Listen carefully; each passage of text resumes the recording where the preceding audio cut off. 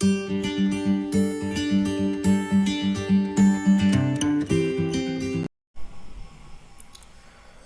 Everyone, lifeline academy में आपका स्वागत है।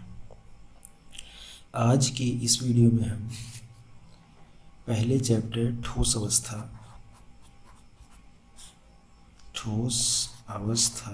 रसायन विज्ञान का पहला चैप्टर है, क्लास 12 का। ठोस अवस्था के एक्सरसाइज में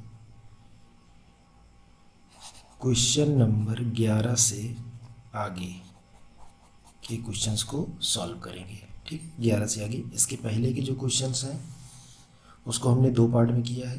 पहला हम पहले से 5वें क्वेश्चन तक किए हैं और दूसरा जो किए हैं 6ठे से 10वें क्वेश्चन तक। इन दोनों वीडियोस का लिंक मैं डिस्क्रिप्शन में डाल दूंगा, आप वहाँ से इसे देख सकते हैं। तो ये वीडियो को स्टार्ट करते हैं किस क्वेश्चन से, क्वेश्चन नंबर 11 से। तो पहले तो हम देखेंगे क्वेश्चन कह क्या रहा है। तो देखते हैं क्वेश्चन क्या कह रहा है। क्वेश्चन कह रहा है चांदी का क्रिस्टलीकरण FCC जालक में होता है यदि इसकी एकक कोष्ठिका के कोरों की लंबाई 4.07 इंटू 10⁻⁸ सेंटीमीटर तथा घनत्व 10.5 ग्राम प्रति सेंटीमीटर क्यूब हो तो चांदी का परमाणविक द्रव्यमान ज्ञात कीजिए। क्वेश्चन समझ गए कि क्रिस्टलीकरण किस में है, FCC जालक में है। कोर की लंबाई मतलब A दिया हुआ है, घनत्व मतलब D दिया हुआ है, परमाणु द्रव्यमान मतलब M को फाइंड आउट करना है। तो आइए इसका हम आंसर देखेंगे। तो जब भी हम किसी क्वेश्चन को सॉल्व करेंगे तो पहले हम लिखते हैं गिवन। गिवन मीन्स उस क्वेश्चन में क्या क्या दिया हुआ है। तो क्वेश्चन क्या कह रहा है, FCC जालक में होता है जिसके कोर की लंबाई, कितना कोर की लंबाई मतलब A दिया हुआ है, कितना दिया हुआ है 4.077 इंटू 10⁻⁸ सेंटीमीटर, एक चीज़ दे रखा है।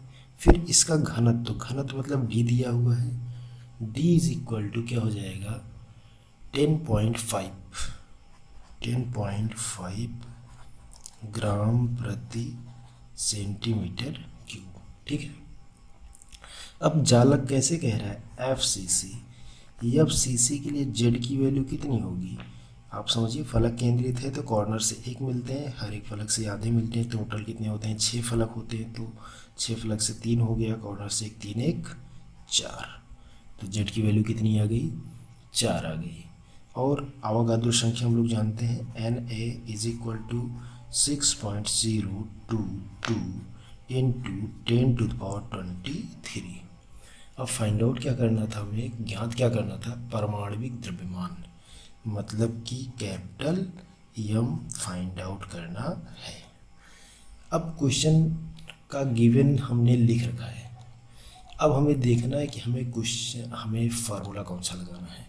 तो फार्मूला हमें लग रहा है कि D इज इक्वल टू वाला फार्मूला लगेगा। तो फार्मूला क्या हो जाएगा, D is equal to Z into capital M upon A cube into Na। याद आ रहा है क्या। बस अब इसमें फाइंड आउट M को करना है, तो हम पक्षांतर करेंगे। पहले क्या करेंगे, पक्षांतर। तो आइए पक्षांतर करते हैं पहले।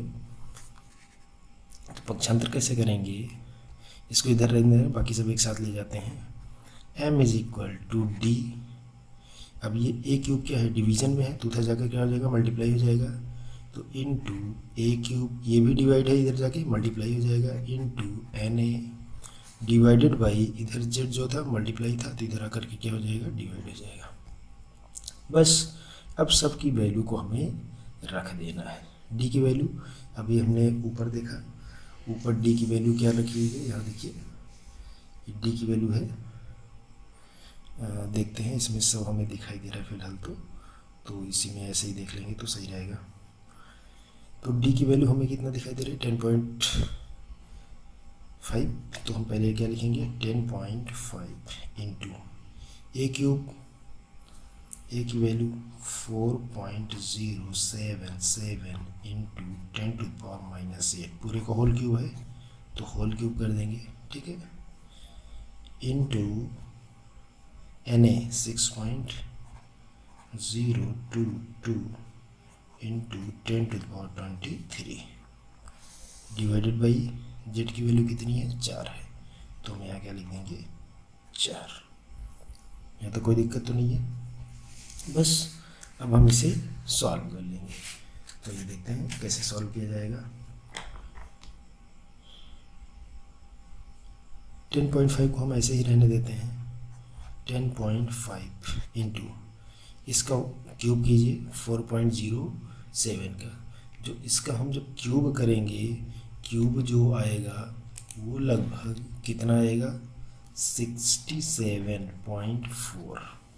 आप ऐसे कीजिए 4 चौक 16 चौको 64, कितना है लगभग 64, फिर 7 सत्ता 49 और 49 सत्ते मतलब 5 सत्ते 35 लगभग 350 के आसपास। तो 3 इसमें क्या कर देंगे ऐड कर देंगे, 64 3 67 अप्रॉक्स में करने के लिए, इंटू 10⁻8 तिरिक 24, घातों का घात हो तो घातों का आपस में गुणा हो जाता है, इंटू 6.022 इंटू 10⁻23। उम्मीद है अब तो सॉल्व कर ही लेंगे आप लोग। इसको यहाँ सेपरेट कर देंगे, ठीक है, इसका आपस में गुणा कर देंगे, इसको कट कर देंगे। तो जब ये सब कैलकुलेट करेंगे तो कैलकुलेट करने के बाद जो हमारा आंसर आएगा एग्जैक्ट वो कितना आएगा 107.13 ग्राम प्रति मोल। यही हमारा क्या हो जाएगा आंसर हो जाएगा। Is it clear? तो ये हमारा कौन सा क्वेश्चन था 11 नंबर। एक बार फिर समझ लेते हैं। कोई भी क्वेश्चन हो पहले हम क्या लिखेंगे उसका गिवन लिखेंगे कि उसमें दिया क्या है। तो इसमें कोर की लंबाई की बात कर रहा था, तो कोर की लंबाई क्या है ए 4.077 इंटू 10⁻⁸ सेंटीमीटर, हमने उसको लिख दिया। फिर डी उसका घनत्व दे रखा था 10.5 हमने लिख दिया। जेड की वैल्यू चूँकि दे नहीं रखा है बट एफसीसी तो दिया है ना उन्होंने, तो एफसीसी दिया है, एफसीसी में जेड की वैल्यू कितनी होती है 4 होती है, हमने थ्योरी में बताया है। आप थ्योरी जा करके देख सकते हैं, वहाँ से आपको मिल जाएगा।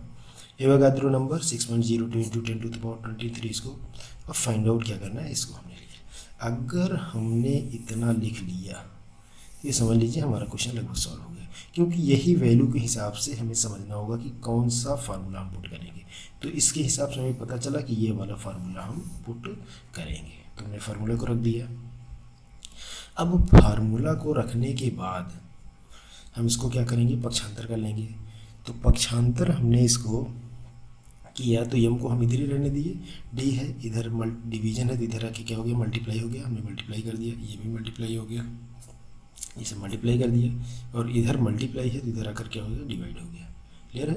गुणा है तो भाग है, और भाग है तो गुणा है। फिर उसके बाद हमने वैल्यू को रख दिया। डी की वैल्यू को आप देखिए यहाँ से, डी की वैल्यू को अगर हम देखें तो यहाँ पर क्या है 10.5 है, तो यहाँ हमने क्या रख दिया 10.5 डी के स्थान पर, ठीक है। ए के स्थान पर देखिए 4.077 इंटू 10⁻⁸ हमने रख दिया, ठीक है, होल क्यूब कर दिया। एन ए की वैल्यू ये है तो इसको हमने इसके स्थान पर रख दिया। फिर अपान में जेड है तो जेड की वैल्यू कितना है 4 है, तो अपान में हमने क्या लगा दिया 4 लगा दिया। फिर हम इसको पूरे को सॉल्व करने की कोशिश की है। तो जब सॉल्व किए हम तो देखिए इसको हमने ऐसे ही कर दिया। इसका हमने गुणा करने का एक तरीका देखिए, एक शॉर्ट फॉर्म आपको बताया। शॉर्ट फॉर्म देखिए इसका क्यूब निकालने के लिए 4 का क्यूब कर दीजिए, 4 चौक 16 चौको 64, फिर 7 का क्यूब कीजिए, 7 सता 49 सत्ते 7 9 63, ठीक है, फिर 7 चौक 28 28 और 6 कितना हो जाएगा 28 2 30 30 4 34 लगभग इतना आया। इसमें देखिए यहाँ पर कितना है 2 डिजिट है, 2 डिजिट को आप ड्रॉप कीजिए या इसमें लगा दीजिए और बाकी 3 को ले जा करके यहाँ पर जोड़ दीजिए। तो 64 प्लस 3 कितना हो गया 67, और ये जो बाकी है इसको डेसिमल की बात आप लिख सकते हैं। देखिए लगभग उतना ही आया है, कुछ और आया है। क्लियर है? ये तरीका होता है आपका क्यूब निकालने का शॉर्ट फॉर्म। फिर यहाँ घातों का घातों को हमने क्यूब कर दिया, इसको एज इट लिख दिया, इसको एज इट लिख दिया। अब तो आसानी है, आराम से काटना ही है, तो हम आसानी से काट सकते हैं।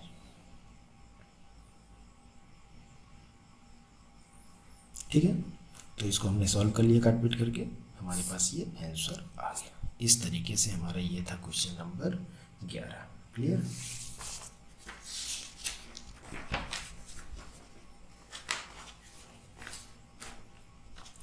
अब हम देखेंगे क्वेश्चन नंबर 12। कौन सा देखेंगे? Question number 12। तो पहले तो हम देखते हैं क्वेश्चन नंबर 12 कह क्या रहा है। एक घनीय ठोस दो तत्व P और Q से बना है। घन के कोनों पर Q परमाणु एवं अंतः केंद्र पर P परमाणु स्थित है। इस यौगिक का सूत्र क्या है तथा P व Q की उपसंयोजन संख्या क्या है? चलिए ठीक है, तो आते हैं इसके आंसर पर आते हैं। क्वेश्चन को ध्यान से पढ़ लिया हमने, अब हम इसके कहाँ पर आएंगे? आंसर पर आएंगे। तो आंसर पहले समझिए, क्वेश्चन क्या कह रहा था कि किससे मिलकर बना है? P और Q से। किससे मिलकर बना है? P और Q से।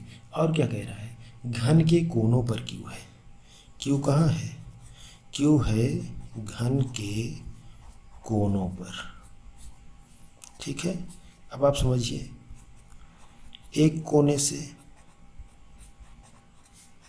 Q का योगदान, भाई जैसे आपका कमरा है, कमरे में एक कोने पर Q है, एक कोना टोटल कितने से जुड़ा होता है? 8 कोने से। तो कितना योगदान होगा आपके कमरे का?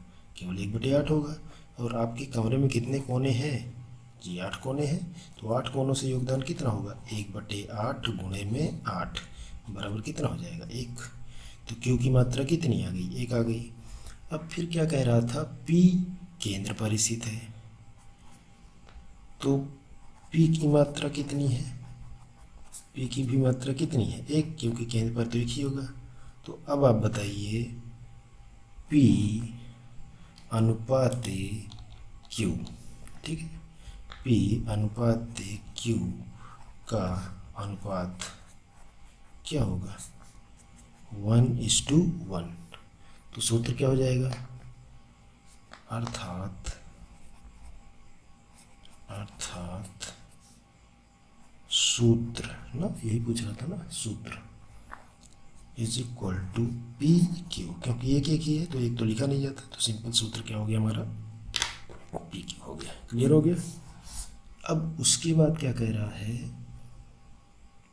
उपसंयोजन संख्या। तो आप समझिए, सरल घन एकक जालक है, सरल घन एकक जालक में एक एकक कोष्ठिका कितने जुड़ी होती है? 8 से। कितनी जुड़ी होती है? 8 से। तो सिंपल लिखेंगे, P तथा Q की उपसंयोजन संख्या बराबर 8। क्लियर। ये हमारा हो गया क्वेश्चन नंबर 12। कौन सा क्वेश्चन हो गया? 12। अब आते हैं क्वेश्चन नंबर 13 पर। पहले देखेंगे क्वेश्चन क्या कह रहा है। नायोबियम का क्रिस्टलीकरण अंतः केंद्रित घनीय संरचना में होता है। अब ध्यान दीजिएगा, अंतः केंद्रित घनीय संरचना मतलब अवयवी कणों की संख्या कितनी होगी? 2 होगी। यदि इसका घनत्व 8.55 ग्राम पर सेंटीमीटर की मतलब D दिया हुआ है हो, तो इसके परमाणु द्रव्यमान मतलब कैपिटल M 93 यूनिट का प्रयोग करके परमाणु त्रिज्या की गणना कीजिए। R बराबर फाइंड आउट हमें करना है। ठीक है, तो R से पहले हम A निकालेंगे तभी हमारा आएगा। तो आइए इसका आंसर देखते हैं। आंसर में हम पहले क्या लिखेंगे? गिवन। क्या लिखेंगे? गिवन कि क्या क्या दिया हुआ है। तो आइए पहले गिवन को लिखते हैं। गिवन में देखिए घनत्व दिया हुआ है, तो simple D is equal to लिखेंगे 8.55 ग्राम पर सेंटीमीटर क्यूब। ठीक है, त्रिज्या दिया हुआ है मतलब R बराबर कितना दे रखा? सॉरी, त्रिज्या नहीं दिया है, परमाणुक द्रव्यमान दिया है। परमाणुक द्रव्यमान मतलब कैपिटल M। कैपिटल M दिया हुआ है, त्रिज्या तो पूछ रहा है ना। कैपिटल M दिया हुआ कितना? 93 यूनिट। ठीक है, ये यूनिट है, इसको फोर ना समझेंगे। अब देखिए, अब हमें पता है Na की वैल्यू 6.022 इंटू 10⁻23, ये किसकी हो गया, यानी कि वैल्यू हो गया। और फिर इसके साथ साथ अंतः केंद्रित के लिए जेड का मान हमने अभी आपको बताया कितना होता है, 2 होता है, ठीक है। फिर उसके बाद अब हम पहले क्या निकालेंगे, पहले हम ए की वैल्यू निकालेंगे। किसकी वैल्यू निकालेंगे, ए की वैल्यू निकालेंगे। फिर उसके बाद हम आर की वैल्यू को फाइंड आउट करेंगे, ठीक है। तो ए की वैल्यू निकालना है और किसको निकालना है, आर की वैल्यू को निकालना है। तो फार्मूला पहले ए वाला मतलब डी वाला फार्मूला लगाएंगे। तो ये पहले फार्मूले को देखते हैं कि कौन सा फार्मूला लगेगा। तो पहले फार्मूला लिखेंगे, D is equal to Z into capital M upon A cube into N A. Clear है। अब फाइंड आउट ए क्यूब करना है तो ए क्यूब को इधर कर दो और डी को यहाँ लेकर आते हैं। तो A cube is equal to Z into M upon D into N A. तो आइए वैल्यू को रखते हैं। जेड की वैल्यू कितना है, 2 है, इंटू एम की वैल्यू कितना है, 93 है, अपॉन डी की वैल्यू क्या है, डी की वैल्यू है 8.55 इंटू एन की वैल्यू कितना है, 6.022 इंटू 10⁻23, ठीक है। ये किसका है, ए क्यूब का है। क्लियर हुआ कि नहीं हुआ। तो अब इसको हम सॉल्व जब करते हैं तो सॉल्व करने के बाद क्या आता है, 3.612 इंटू 10⁻23, ये A cube is equal to what है। तो अगर हम इधर लेकर जाएंगे तो इसका घनमूल निकालेंगे, घन हो जाएगा। इसका जब हम घन निकालते हैं तो घन क्या आता है, घन जब इसका घनमूल निकाल लेंगे, घन ही घनमूल, तो आएगा 3.306 इंटू 10⁻⁸ सेंटीमीटर। ये वैल्यू किसकी आ गई, ए की आ गई। नाउ अब क्या निकालना था, आर निकालना था। क्या निकालना था, आर निकालना था। तो बीसीसी के लिए, बीसीसी के लिए फार्मूला होता है, बीसीसी के लिए फार्मूला क्या होता है, R is equal to √3/4 into A. ये हमारा क्या है, फार्मूला है। वैल्यू को रखते हैं, √3/4 इंटू ए, 3.306 इंटू 10⁻⁸। क्लियर हुआ कि नहीं हुआ। अब इस वैल्यू को रखकर सॉल्व कर लो फटाफट। तो इस वैल्यू को हमने रख दिया, रख करके जब हम सॉल्व करेंगे तो हमारा जो आंसर आएगा वो आएगा 14.32 इंटू 10⁻⁹ सेंटीमीटर। इसको हम नैनोमीटर में अगर कन्वर्ट करें तो 14.32 नैनोमीटर। क्लियर, कोई दिक्कत तो नहीं। तो आइए इसको 13 क्वेश्चन को भी एक बार समझ लेते हैं कि कैसे हमने सॉल्व किया। तो पहले हमने क्वेश्चन को पढ़ा, क्वेश्चन पहले गिवन को लिखा, डी दिया हुआ था, एम दिया हुआ था, एन ए की वैल्यू जानते थे, जेड की वैल्यू किसके लिए, बीसीसी के लिए क्या होता है, 2 होता है, ए की वैल्यू फाइंड आउट करना है और आर की वैल्यू। तो ए की वैल्यू को देखते हुए हमें कौन सा फार्मूला लगा देना है, ये वाला फार्मूला लगा देना है। तो इस फार्मूले को लगाकर हम पक्षांतर किया, इस वाले टर्म को इधर लेकर गए और इस वाले को इधर लेकर आए, हमारा ये नया फार्मूला बन गया। अब ऊपर की वैल्यू को देखते हुए हम नीचे वैल्यू रख दिए। जेड की वैल्यू देखिए 2 रख दी हमने यहाँ से, एम की वैल्यू 93 रख दी है यहाँ से, ठीक है। डी की वैल्यू हमने रख दी है 8.55 यहाँ से, और एन ए की वैल्यू रख दिया 6.022 10⁻23। इस तरीके से ये सारी वैल्यूज़ को हमने रख दिया। फिर इसको जब सॉल्व किया तो हमारा ये आया, क्योंकि इधर ए क्यूब रहता है तो उधर जा करके घनमूल में कन्वर्ट हो जाएगा ए क्यूब, तो इधर जा करके इसमें कन्वर्ट हो गया और फिर घनमूल इसका हमने निकाल लिया, तो ये हमारा एक आंसर आया। फिर हमें पता है कि फार्मूला बीसीसी के लिए आर इज इक्वल टू होता है √3/4 ए। ये फार्मूला हमने आपको करा रखा है अलग से बीसीसी वाले कॉन्सेप्ट में, देखिएगा। तो यहाँ हमने वैल्यू रख दिया √3/4, 306 इंटू 10⁻⁸ और इसको हमने सॉल्व करी, इतना सेंटीमीटर अथवा इतना नैनोमीटर हमारा क्या आ गया, आंसर आ गया। क्लियर। इस तरीके से हमारा ये 13 क्वेश्चन सॉल्व हुआ। अब आ जाते हैं हम लोग क्वेश्चन नंबर 14 पर। 13 क्वेश्चन हमने सॉल्व कर लिया है, क्वेश्चन नंबर 14 पर आते हैं। पहले देखते हैं क्वेश्चन क्या रहा है। यदि अष्टफल की रिक्त की त्रिज्या स्मॉल आर हो तथा निबिड़ संकुलन में परमाणुओं की त्रिज्या कैपिटल आर, ठीक है, तो स्मॉल आर व कैपिटल आर में संबंध स्थापित कीजिए। ठीक है, आइए देखते हैं। देखिए जो रिक्ति है, जो गैपिंग है, उसकी त्रिज्या स्मॉल आर बोल रहे हैं, और जो परमाणु है उसकी त्रिज्या क्या बोल रहे हैं, कैपिटल आर बोल रहे हैं। तो आइए पहले इसका देखते हैं आंसर क्या होगा। तो पहले इसका हम लोग फिगर बनाएंगे। क्या बनाएंगे, फिगर।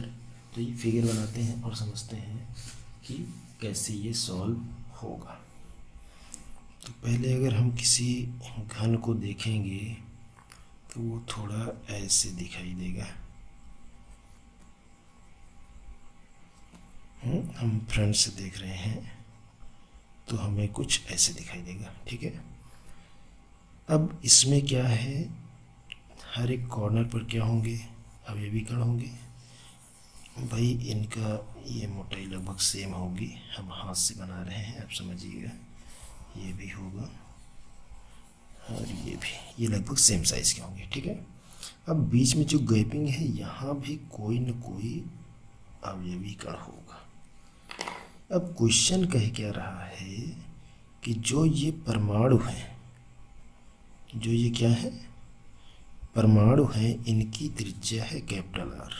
ठीक है, और ये बीच में गैपिंग था, गैपिंग में गैपिंग वाली त्रिज्या क्या है, स्मॉल आर है। अब इसका नामकरण कर देते हैं ए बी सी डी, और यहाँ बीच में नाम लिख देते हैं ओ। क्या नाम लिख देते हैं, ओ। तो इसी को देखते हैं फॉर्मूले को, बस हो गया हमारा, लगभग सॉल्व है।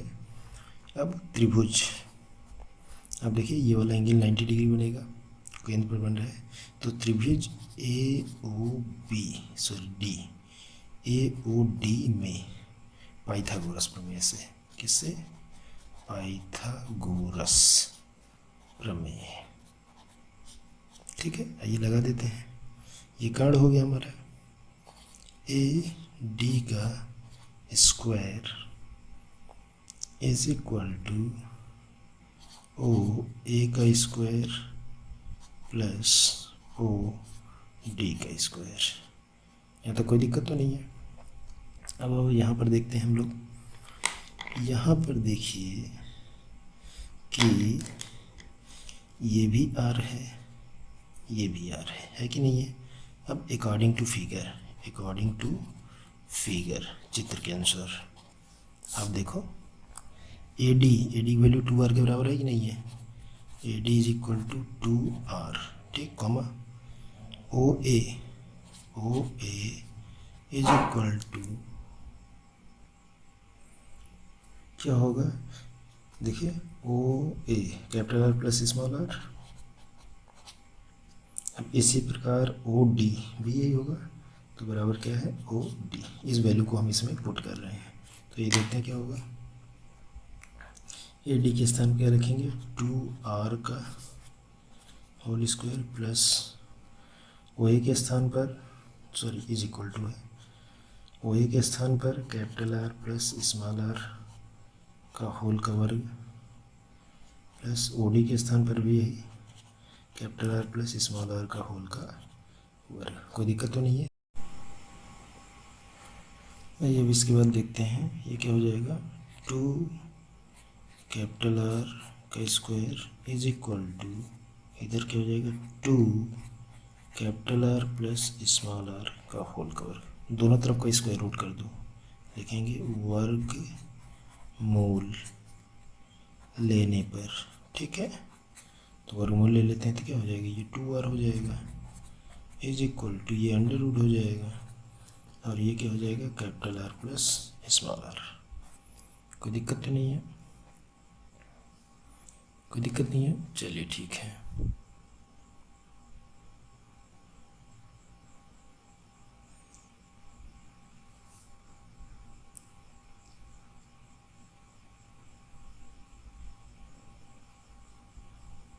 अब हम देखते हैं कि कैसे सॉल्व करना है।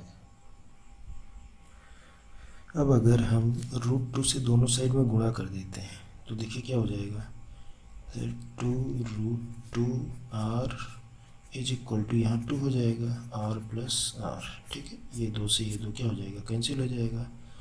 √2 r is equal to capital R plus small r, ठीक। यहाँ तो कोई दिक्कत तो नहीं है। अब इस वैल्यू को इधर लेकर आ रहे हैं तो r is equal to √2r minus capital R को कॉमन ले लो, capital R is equal to √2 minus 1। यहाँ तक कोई दिक्कत तो नहीं है।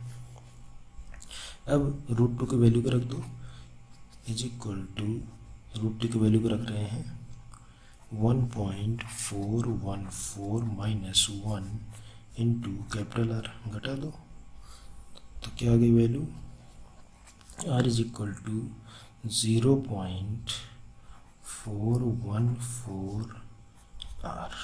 ये हमारा क्या हो गया, आंसर हो गया। कॉन्सेप्ट क्लियर, समझ आ गई है। आइए अब हम फिर से एक बार समझ लेते हैं अपने पूरे क्वेश्चन को, ठीक है। क्वेश्चन नंबर 14 था हमारा। हमने एक फिगर लिया। क्वेश्चन क्या कह रहा था, क्वेश्चन में कह रहा था कि जो कॉर्नर पर है उनकी त्रिज्या r है, जो परमाणु है, और जो वैकेंट स्पेस है उसकी त्रिज्या स्मॉल r है। तुमने एक फिगर बना लिया, फिगर हमने पाइथागोरस थ्योरम लगा दिया। अब पाइथागोरस थ्योरम देखिए, ये हमारा जो 20 का कोण है ये कितना है, 90 अंश है। अगर ये 90 होगा तो ये कर्ण होगा, तो कर्ण पर बना वर्ग मतलब AD, हमने AD से रिप्रेजेंट किया है। AD पर ये A है और ये D है। AD पर बना वर्ग शेष दो भुजाओं मतलब OA और OD, ठीक है। इन दोनों की क्या होगा, बराबर वर्ग के, ठीक है। तो उसको हमने कर दिया। अब according to figure AD is equal to R, AD ये R तो टोटल क्या हो जाएगा, 2R हो जाएगा कि नहीं हो जाएगा, हमने लिख दिया। अब OA is equal to capital R plus small r, हमने कर दिया। OD भी यही हो गया, ठीक है। वैल्यू को हमने पुट कर दिया, ठीक।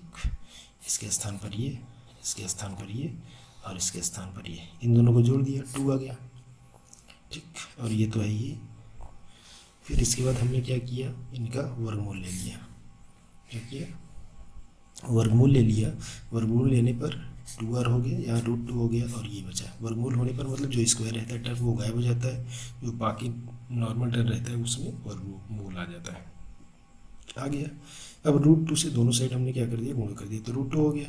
अब ये अगर यहाँ पर हम देखते तो यहाँ पर जब हम √2 से गुणा करते तो √2 गुणे √2 capital R plus small r। अब √2 तो क्या हो जाता है, √4, और 4 का वर्गमूल कितना, 2, वही चीज़ हमने लिख दिया, ठीक है। 2R प्लस R, फिर 2 से 2 क्या हो गया, कैंसिल हो गया, बचा क्या, √2R R प्लस R, ठीक है। अब इस वैल्यू को हम इधर लेकर आए तो √2R माइनस R, क्लियर हुआ क्या। R इज इक्वल टू √2 की वैल्यू, हमने कैपिटल R को कॉमन ले लिया, √2 माइनस 1। अब √2 की वैल्यू को रख दिया और हमारा आंसर आ गया। इस तरीके से हमारा 14वां क्वेश्चन हुआ। अब आते हैं क्वेश्चन नंबर 15 पर।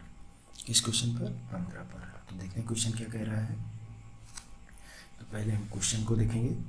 क्वेश्चन कह रहा है का पर FCC जालक के रूप में क्रिस्टलीकृत होता है। तो FCC कह रहा है, तो FCC में Z की वैल्यू कितनी होती है, 4 होती है, जिसके कोर की लंबाई मतलब ये दिया हुआ है 3.61 इंटू 10⁻⁸ सेंटीमीटर।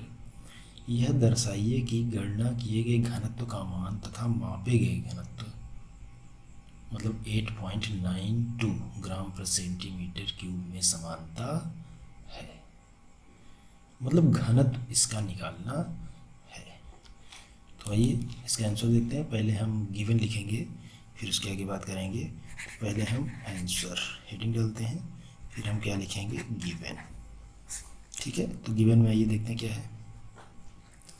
गिवन में पहले क्या क्या दिया हुआ है, कोर की लंबाई दे रखा है मतलब A is equal to 3.61 into 10⁻⁸ centimetre, ठीक है। कोर की लंबाई हो गया। अब FCC के लिए, किसके लिए, FCC के लिए Z की वैल्यू कितनी होती है, 4 होती है। ठीक है, कैपिटल एम की वैल्यू हमने दे रखी है, कैपिटल एम। अच्छा, कॉपर दे रखा है, तो कॉपर के लिए परमाणु भार क्या होता है? कॉपर का जो परमाणु भार होता है 63.5 ग्राम प्रति मोल होता है, जो एटॉमिक वेट होता है। ठीक है, अवोगाद्रो नंबर हम लोग जानते हैं 6.022 इंटू 10⁻23। बस डी की वैल्यू को क्या करना है? फाइंड आउट करना है। तो फार्मूला हम लोग लगा देते हैं, अभी थोड़ी देर पहले कई बार हो चुका है ये formula. D is equal to Z into M upon A cube into N A. इसमें तो पक्षांतर भी नहीं करना है, डायरेक्ट वैल्यू को पुट कर देनी है। तो आइए वैल्यू को रख देते हैं। वैल्यू क्या है? जेड की वैल्यू क्या है? 4 है, इंटू कैपिटल एम 63.5 है, ऊपर दे रखा है, ऊपर देखते रहिए, अपॉन ए क्यूब 3.61 इंटू 10⁻⁻8 का होल क्यूब है, इंटू यानी 6.02 इंटू 10⁻23। ठीक है, इसको क्या करना है? आपको सॉल्व कर लेना है। सॉल्व करना आपको आता है, तो ऐसे ही, ऐसे 8 3 24 हो जाएगा यहाँ पर। इसके कर देंगे 3 3 9 3 27। ठीक है, और 6 6 36, 36 छक्का 6 6 36, 6 3 18, 18 3 21, 2 उसमें ऐड कर देंगे, 27 2 29, 29 हम लोग समथिंग आएगा इसका। ठीक है, और ये 24 हो जाएगा, 24 23 1 हो जाएगा। फिर इसको कट पिट कर लेंगे, तो जो डी की वैल्यू काटने पीटने के बाद आएगी 8.97 ग्राम प्रति सेंटीमीटर क्यूब। ठीक है, यही आपका क्या आएगा? आंसर आएगा डी की वैल्यू। ठीक है, जबकि जो आपका क्वेश्चन था, क्वेश्चन के भी लास्ट में क्या दे रखा था कि चेक कीजिए कि वही आ रहा है कि नहीं, 8.92 ग्राम पर सेंटीमीटर क्यूब समानता है कि नहीं है। तो लिखेंगे अर्थात, क्या लिखेंगे इसके आगे? अर्थात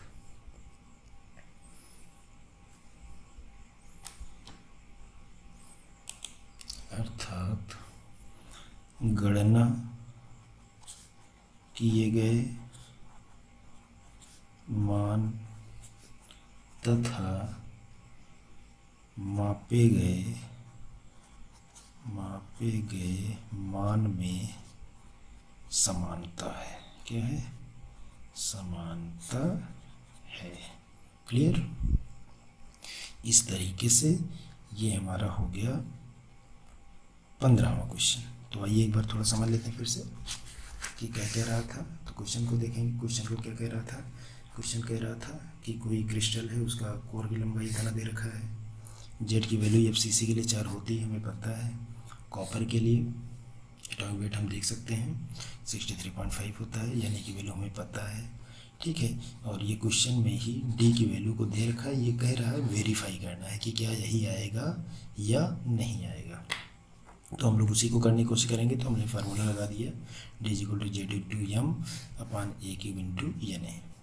ये वैल्यू रख दिया, जेड की वैल्यू 4, एम की वैल्यू 63.5 और ए की वैल्यू 3.61 इंटू 10⁻³ और एन ए की वैल्यू रख दिया 6.02 इंटू 10⁻23।